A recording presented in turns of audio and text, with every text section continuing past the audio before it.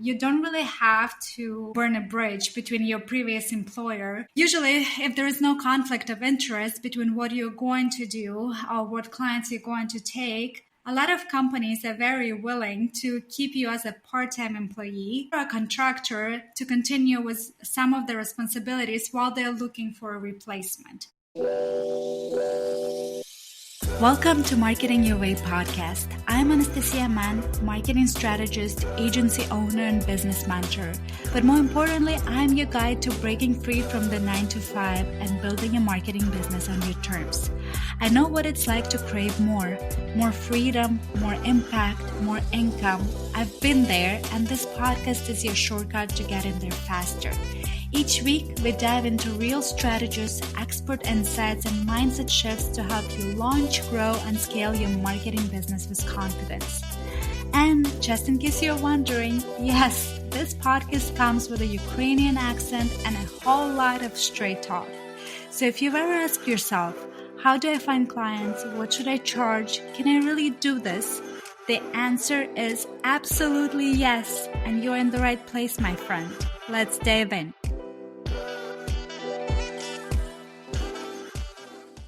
Today, I'm thrilled to introduce you to someone who not only gets what it's like to build a business from the heart, but has made it her mission to help others to do exactly that. Stacey Hagen is a certified holistic trauma-informed business coach and marketing consultant, and the founder of Create Coaching and Consulting. After climbing the corporate ladder in marketing, earning her MBA, and achieving what many would define as success, Stacey realized something huge. She was ready for something more, something aligned with who she truly was. In this episode, Stacey and I dive deep into what it really looks like to transition from corporate life to entrepreneurship, how to market yourself authentically, even when it feels scary, and how to build a business that reflects your values, not just your skills. We talk about overcoming imposter syndrome, balancing ambition with grace, and how to stay resilient when life throws you curveballs. Because, let's be real, it will.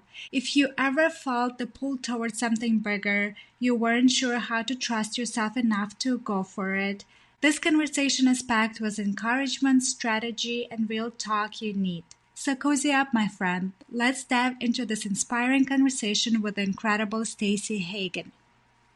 Welcome, Stacey. I'm very excited to have you on Marketing Your Way podcast with us today. And could you please start by sharing how your career in marketing began? Give me a little bit of an introduction, what initially drew you to the field, and also at what point did you feel inspired to branch out and start your own business? Yes, thanks so much for having me. It's such a pleasure to be here as well. So my marketing career started pretty much right after college. One of my first jobs was in marketing, more of a marketing project management type role. And at that point, I worked in financial services. So I really did work my way up the marketing ladder. I started as a contractor, and then I became marketing team member. I kept going through the ranks. I worked for a few different departments.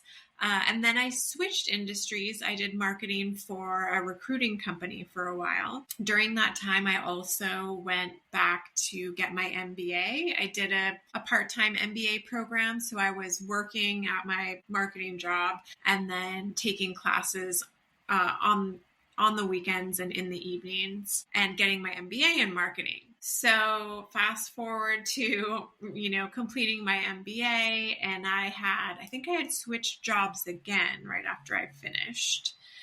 And I just realized I had so much stress in my life. I mean, I was commuting. I was spending 3 hours a day commuting.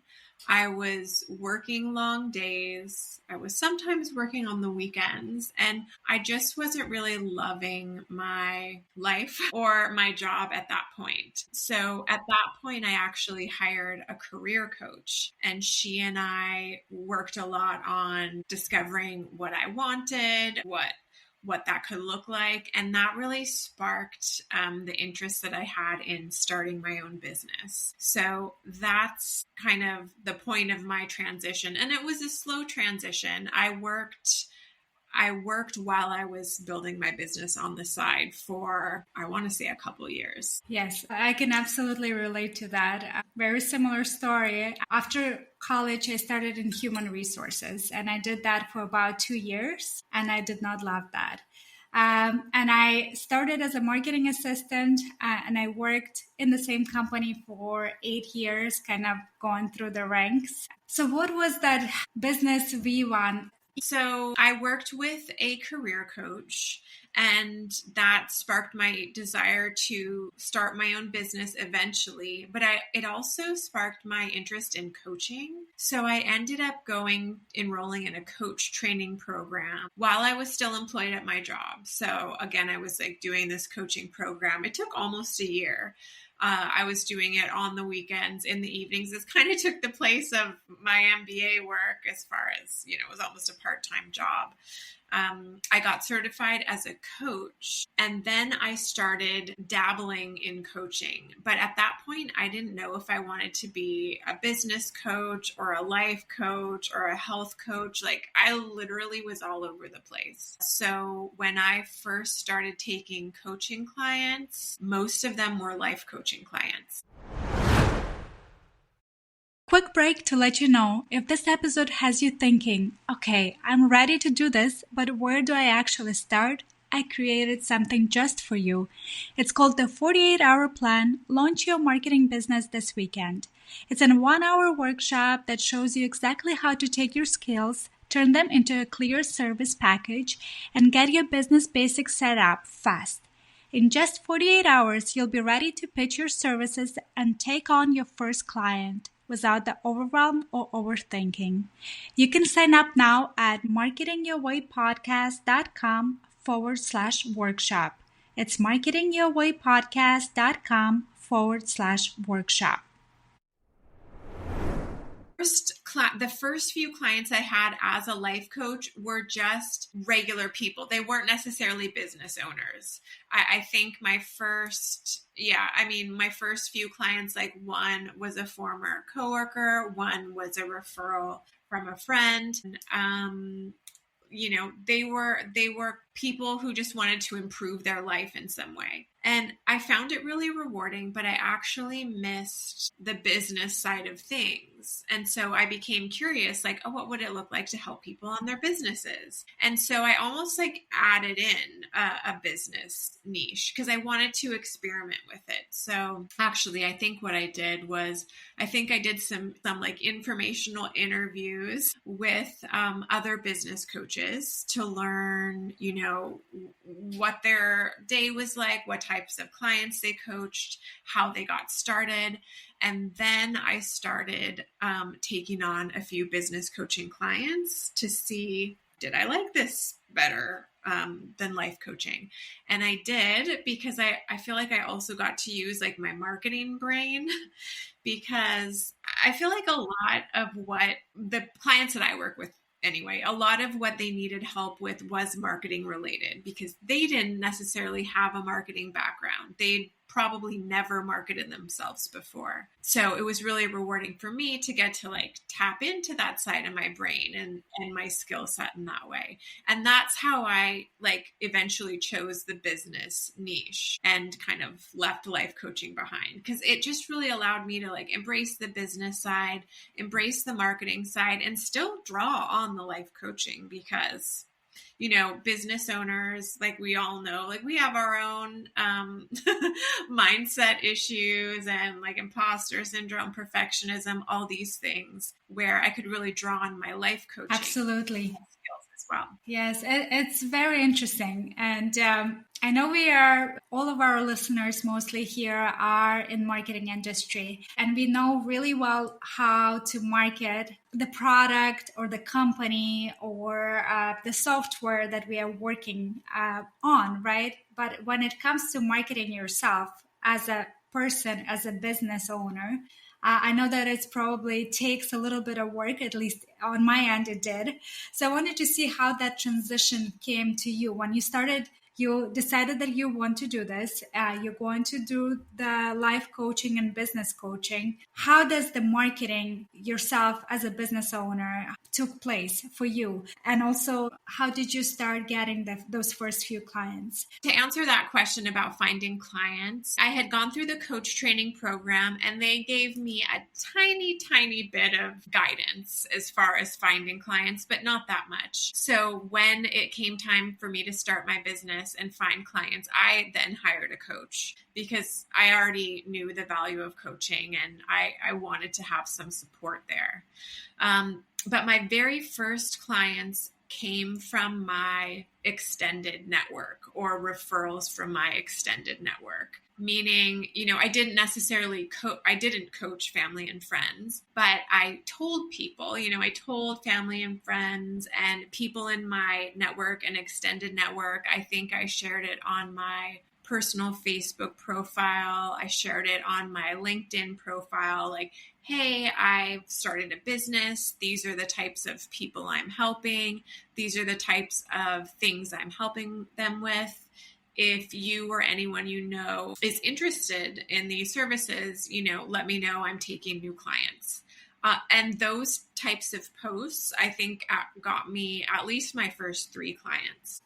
I really like that. Tapping into the network is very important. However, it also comes with a little bit of an issue sometimes with our self presence, or like we don't want other people to judge us, right? Because going out there and saying, hey, I'm leaving my full time, I'm looking for clients, it's a big step because that's actually announcing to the world and to your old boss and your coworkers and all of people around that you are going to do this. Yes, it is scary. It really is scary. And even if you think like, oh, it's just, my own network, it can sometimes feel even scarier because, like you said, it's people that you already know who know you that could be judging you. And sometimes that risk it's riskier than complete strangers judging you who don't even know you. So yes, I did have that come up for me. I think I started small, I started just with like personal emails to people that I felt comfortable with and people that I felt would probably be supportive. I think I did that first, kind of just like flexing that muscle. And then I think when I did the Facebook post, I do believe that I put together like, you can do like a custom audience for your posts. You can say like, I want these people to see it and these people not to see it. I did that. And then by the time I did the LinkedIn post, I was kind of working my way up to it. It was public. I made it a public post. And I guess it was just really baby steps and being willing to just start with what you're comfortable with, because otherwise if you make it this big challenging thing, you'll never want to do it, right? Versus if you can just take little baby steps to get closer to it. Stacey, when you made the transition, did you still work full time and took on a few extra clients on the side, or did you go all in? Yeah, good question. So my first couple clients were on the side. And then I realized adding that to an already stressful work situation was not great, right? I was just kind of adding more things to my plate. Even though I did enjoy it, it just became a lot to manage. So when I made the decision to quit my job, I was kind of working towards this idea of quitting. When I quit, I actually ended up going part-time as a contractor. What happened was I went to turn in my resignation or my 2 weeks notice, and they said, would you be willing to stay on as a contractor, just for a while? You can work as many hours as you want. They were really cool with it. So that's how I made the transition. And it was a very nice way to make a transition because I still had like some amount of guaranteed income and some amount of guaranteed work from them while I had time to take clients as well. This is very interesting because I had a very similar experience. When I was leaving my work, I loved what I was doing. It was more of, I wanted more freedom, more flexibility. And the company that I worked for was traditional. So there was no work from home situation. Commute was long. I just moved to a different place. So there were other factors that were encouraging me to take the leap. However, when I left and I was talking to my boss, she said, would you be willing to still continue doing some work on a side part-time from home while we are looking for a replacement? And that being said, it's been 3 years, and they became, very cherished client of mine for many years, and I still work with them. So I think that this is an important point for our listeners as well. You don't really have to burn a bridge between your previous employer. Usually, if there is no conflict of interest between what you're going to do or what clients you're going to take, a lot of companies are very willing to keep you as a part-time employee or a contractor to continue with some of the responsibilities while they're looking for a replacement. Sometimes we forget about that and we think we have to be all in or all out. Yes. I mean, that's such a great point. And I love that you had the same kind of experience. And, I have clients who have had the same experience and they've been able to go part-time. So it doesn't mean like all companies will allow that, but it's definitely worth a conversation. And I think another good point to remember is, you definitely don't want to burn bridges no matter what. But also don't quit before you actually quit. I think companies want to keep around quality employees, especially who know the company and can do good work. So, the better able you are to just be a good employee till the end and be open-minded about possibly staying on, that could be an option for you. Let's talk about email marketing. If you're over clunky platforms and wasting hours designing emails, it's time for a change.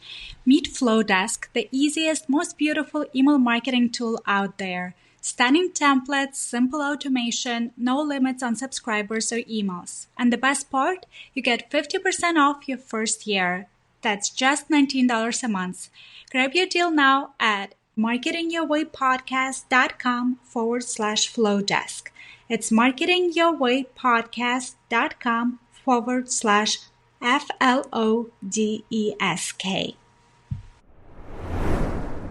When you start your own business, and let's say now you're on your own, it's your own schedule, you work from home, you work from the coffee shop, wherever you want. Was it easy for you to transition from the employee mindset to the business owner mindset? What happened in my business, even though I left the full time, I still had the employee mindset. So I felt like I have to be at my desk from 9 to 6, if not longer. And I have to do all the things. And, my list of things was just endless. And I, at some point, started feeling even more stressed in my business ownership and working from my own business than when I was working my corporate job. So I just would like to hear if you had a similar experience, what helped you overcome that mindset and taking ownership of your own business and your own schedule, etc. Yes, that's such a good question. I definitely experienced it as well, especially when I was still working part-time for the company. So some days I was wearing the, employee or contractor hat. And then later in the day, I was wearing a business owner hat. And it was really challenging. So one thing I tried to do was have certain days that I did certain things. So I would do contractor work certain days, and then other days I would be fully in my business. So that helped me a little bit better. But yeah, I also kind of fell into the same trap of feeling like I have to work 8 to 5 or 9 to 5. I have to be at my desk.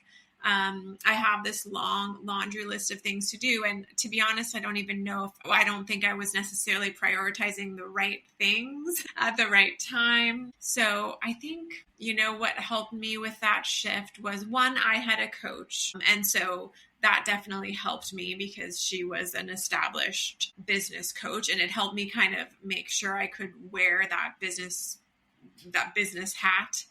I also try to find communities of other business owners, because it can be really lonely when you're like the only one in your friend group that's like starting a business, and people don't really get what you're doing all day. And so joining communities, and they were mostly online, although I think I joined like a co-working facility. But being able to be in community with other business owners also helped me make the shift, and differentiate between like business owner versus employee.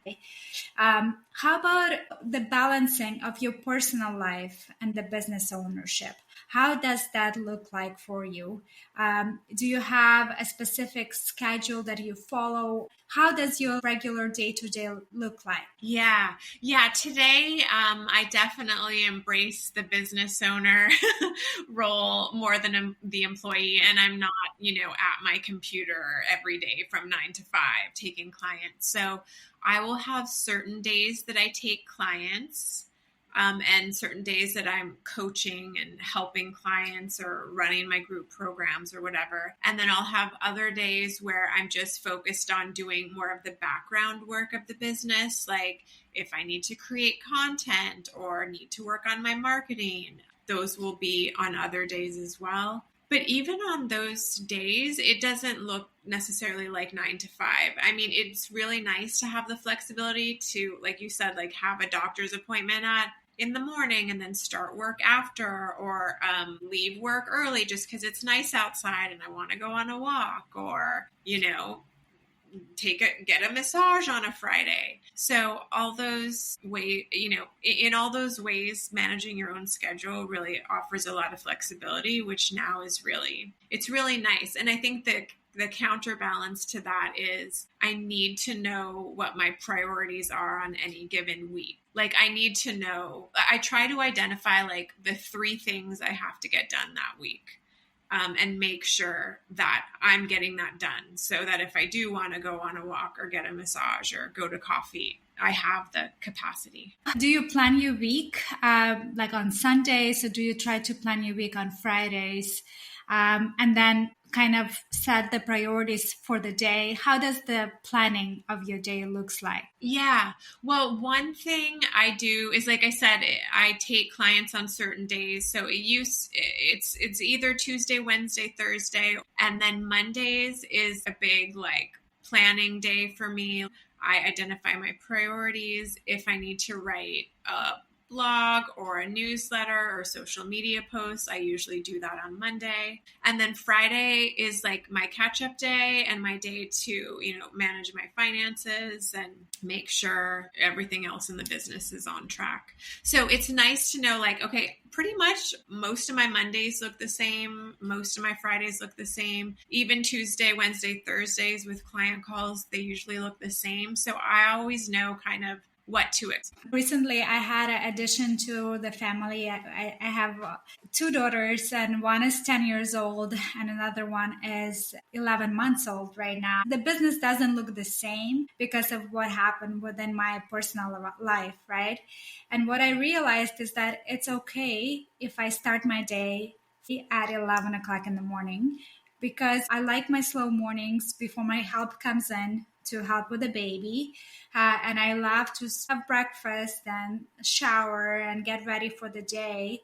And then I know that at 11, I'm starting my day. I was able to work last year until 5, 6 o'clock and maybe have a little bigger goals for the business. But then it's okay that I stop my day at 4 o'clock when I pick up my older daughter. And then I have to do all my other things. What business ownership allowed me to do is to have that flexibility and to realize that life changes, things happen in our business, and things happen in our life that year to year business doesn't look the same. Some years you have to take a break. Maybe your mental health, it's more important than income growth.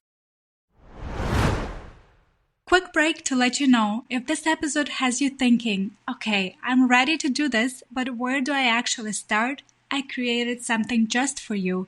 It's called the 48-Hour Plan, Launch Your Marketing Business This Weekend. It's a 1-hour workshop that shows you exactly how to take your skills, turn them into a clear service package, and get your business basics set up fast. In just 48 hours, you'll be ready to pitch your services and take on your first client without the overwhelm or overthinking. You can sign up now at marketingyourwaypodcast.com/workshop. It's marketingyourwaypodcast.com/workshop. Why did you start that business? What was your why at the very beginning? Was it to have less stress? Was it to have more flexibility, to spend more time with your kids, to take those commute hours back? Like, what was, sometimes we get caught up with day to day and we forget the reasons why we started. And then we go back to the drawing board, or like we are unhappy with our business, or we are trying to see maybe this wasn't for us. Maybe we want to go back to the corporate world, which is totally fine as well. Sometimes that is the best thing you can do. A lot of times we have to realize that the version 1 of your business is not going to look the same day 1 of year 1 to year 5 of your business. Offer one piece of advice for someone who is starting a business, or who is thinking about starting a business, especially for like a female perspective on whoever was in marketing, because we know that marketing industries vary. You have long hours, very tight deadlines, and sometimes you have to work weekends, sometimes you have to work late at night. So what would be your piece of advice for someone who's thinking about opening up their own business or starting a side business while they're in full time? Like you said, marketing can be intense. And depending on your industry, you might have certain times of the year that are more intense than others. So just, part of this is you don't want to burn out in the process before you even start your business, right? So just being mindful of your own capacity. And then there's a lot you can do to prepare when you're at your day job, whether it's just research. Like, one of the best things to do, I think, is to talk to, if you're thinking of starting a business, whatever that business may be, like a marketing, if you're going on your own as a marketing consultant, or you want to start a marketing agency, or you want to become a coach, one of the best things you can do is to talk to people who are currently doing that and just get a feel for what their day is like, what their life is like, how they got started. And you'll probably see like everyone has a little bit of a different story, but you can find some common threads that can help you realize, what you can do to prepare while you're at your job. The second thing I would recommend, and what I did, was I from the moment I realized I wanted to start a business, I opened a savings account that was called I called it Independence Fund, and I would siphon money there. So when I would get my regular paychecks, like a certain amount would always go to my Independence Fund.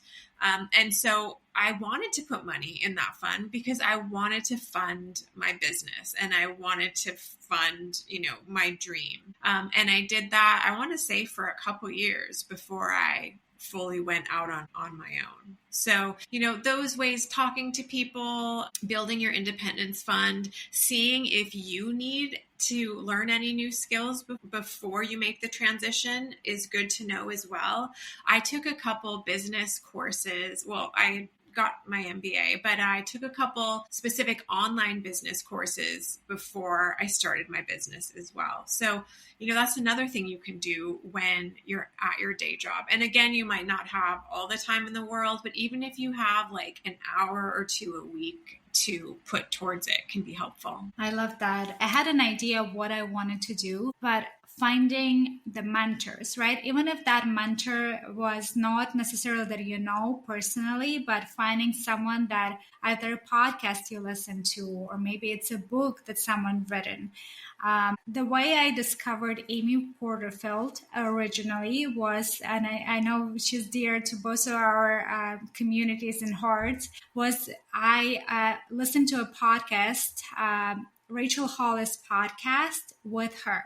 And then after I listened to that podcast, I'm like, oh, I really want to know what this woman is doing on her own. So I subscribed to Online Marketing Made Easy. And that was kind of where I started exploring this new online business world that I wasn't exposed to before. Right. So finding a mentor, even though sometimes you do not know these people, you do not call them, you do not talk to them, but finding someone that you aspire to be, I think is very important. So I love that you touched on that point, Stacey. Who are you listening to now? Like, what are the podcasts you listen to, or maybe the books you're reading? Sure. When you mentioned Amy, so one of the first mentors that I had was Marie Forleo. She was one of the first people I saw out there, because she started as a coach. And then she grew this very successful business. So she was one of the first mentors that I heard of and started following, like while I was still at my corporate job. So she's a great one as well.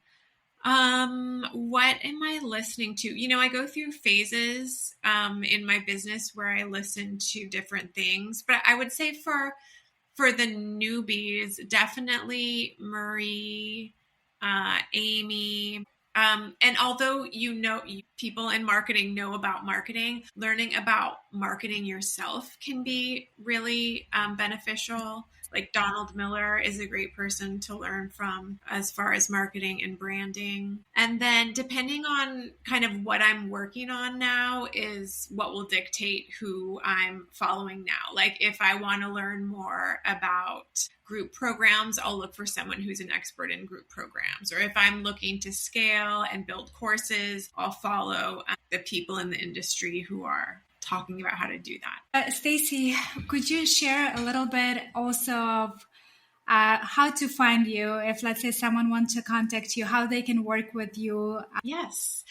So my website is Create Coaching Consulting. I started off doing coaching and consulting.